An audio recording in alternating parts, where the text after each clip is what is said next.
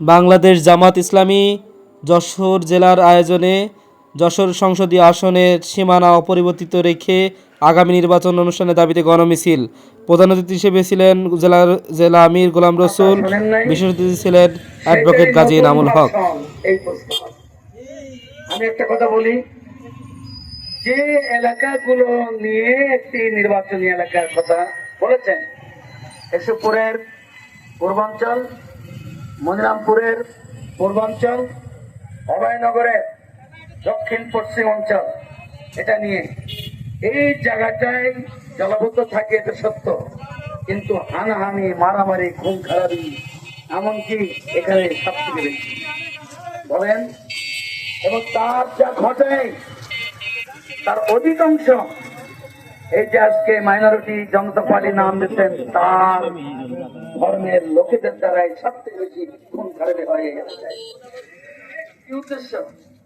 তারপরে তো কতবার আর একটা উঠবে, গোপালগঞ্জের এই এলাকাতে আমরা মাইনরিটি দেখি।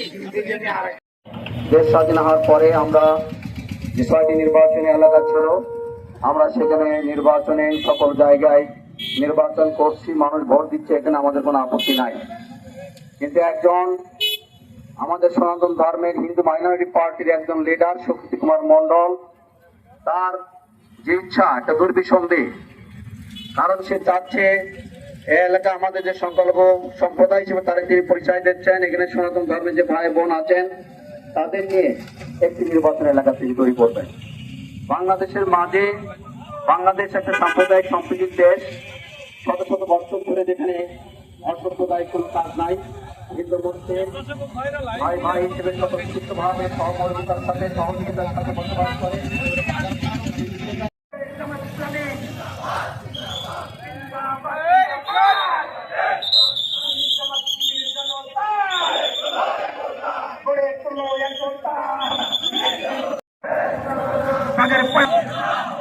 মনিরামপুরের সীমানা, কেশবপুরের সীমানা ভাঙতে দেওয়া হবে না, ভারতের দালালেরা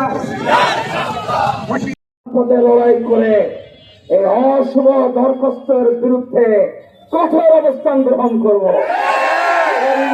সকল আন্দোলনে এই ইস্যুতে আপনাদের সার্বিক সহযোগিতা কামনা করে কথা শেষ করছি। আসসালামু আলাইকুম।